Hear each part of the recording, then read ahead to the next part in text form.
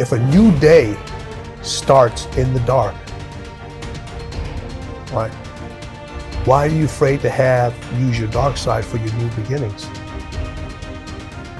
When you're working on a business or in life, things will always go wrong. That's the human condition. Look, we've all been quitters. Everyone. Nobody's journey is seamless or smooth.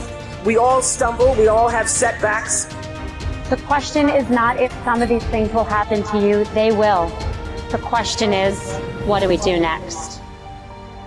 The only way that you're going to be able to push past the mountain of obstacles that is going to try to stop you is to have maniacal focus, to know exactly what you want, to have clarity of purpose, to have a crystal clear vision in your mind of what you're trying to accomplish, something that you could tell anybody in a single sentence. When you have that and you stare at it all day and you think about exactly how you're going to make it happen and you tie your identity to it, then you've got a chance.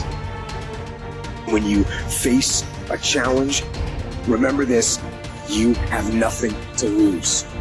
Stand up, go forward, go out in a blaze of glory, fighting with everything you've got, every ounce of energy, every bead of sweat, every drop of blood until your last breath. Winning is not about the trophy and the accolades. It's about the grind. It's about the obstacles. It's about the challenges. It's about the pain that you endure along the way.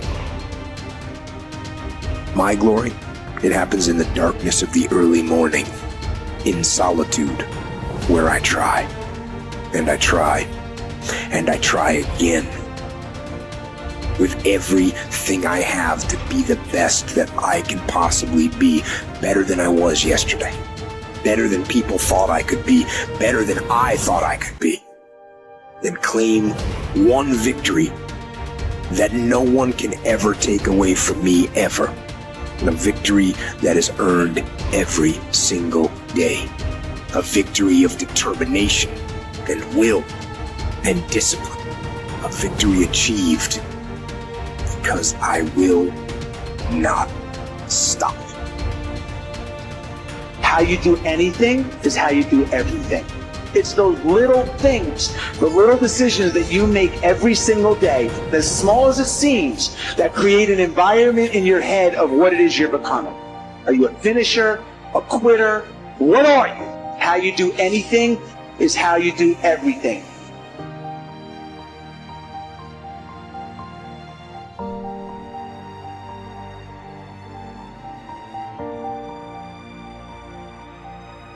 I've got a little topic now called the 4 major lessons in life to learn. Life and business is like the changing seasons. You cannot change the seasons. That's impossible. You can't rearrange the seasons.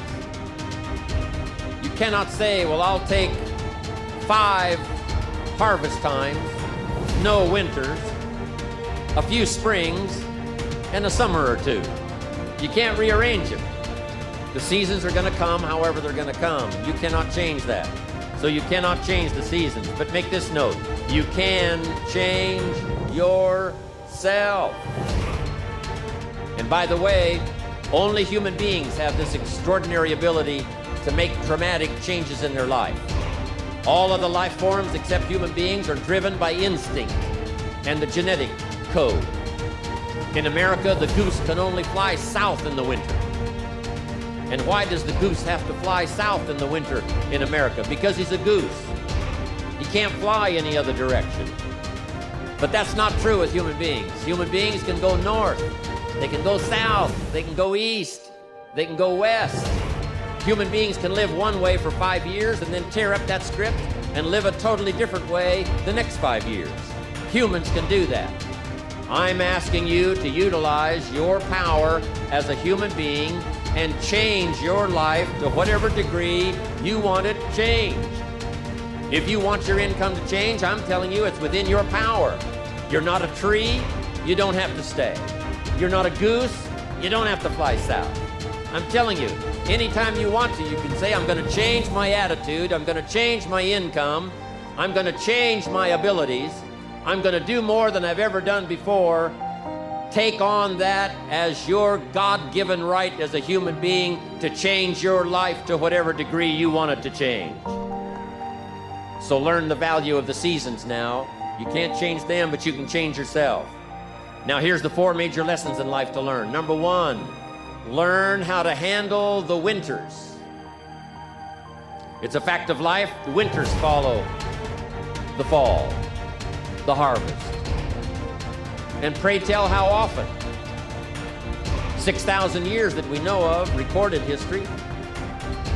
Winter comes after fall. Night comes after day. Difficulty follows opportunity. Recession always comes after expansion. So the winters are going to come. The winter of sickness, the winter of disappointment, the winter of devastation, social winters, economic winters, personal winters when your heart is smashed in 1,000 pieces and the nights are unusually long. It's simply called wintertime. But the winters are inevitable. So it has been for the last 6,500 years recorded history. You say, well, Mr. Rohn, what can I do about the winters of life? In World War II, we marched against the winter, and finally the spring came. We marched against the tyranny of communism, and finally the walls came tumbling down. We marched against the tyranny of the Nazis, and finally liberated the world for democracy and freedom. And that's what I'm telling you. It's possible for you to conquer your winters.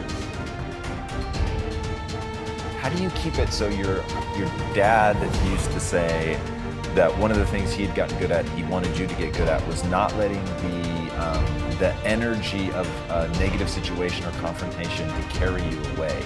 So how do people in that moment of failure, which is usually really embarrassing, and like when you're failing, like all the talk in the world, if you're caught up in the energy, it sucks so much, people just want to turn and run in the opposite direction. So how did you learn not to get caught up in that energy? We're people, and we feel how people feel, meaning it hurts when people say bad things about us.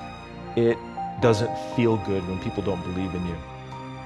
My dad always told me, if something ever doesn't go the way that you planned and you find yourself in that situation, don't panic.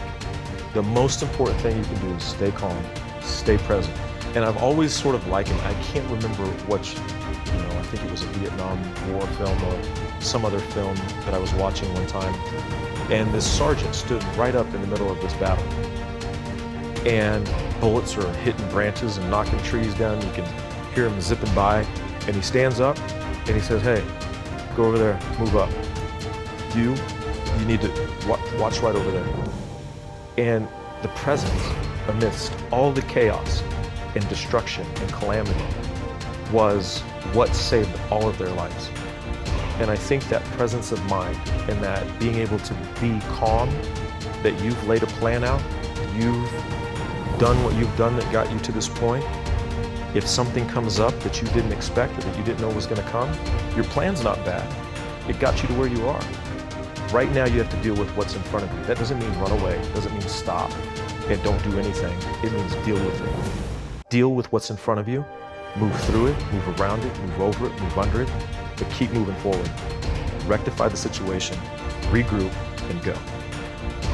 Because your legacy is every life you've touched. And that shifted the way I saw legacy or what you leave behind or what you do. Because Maya was explaining to me that, over all the years of watching your show, everybody who decided that they were going to go back to school or lose weight or no longer hit their children or get out of a bad marriage, all of those people who have seen and experienced your voice. And the same thing with everybody here. You have no idea what your legacy will be. Your legacy is every life that you've touched. And we like to think of it, I know you have done amazing things with your philanthropy. We like to think that these great philanthropic moments are the ones that leave the impact or will make the huge difference in the world. But it's really what you do every day. It's how you use your life to be a light to somebody else's, you know, and it's how you use your work as an expression of your own art, whatever that is.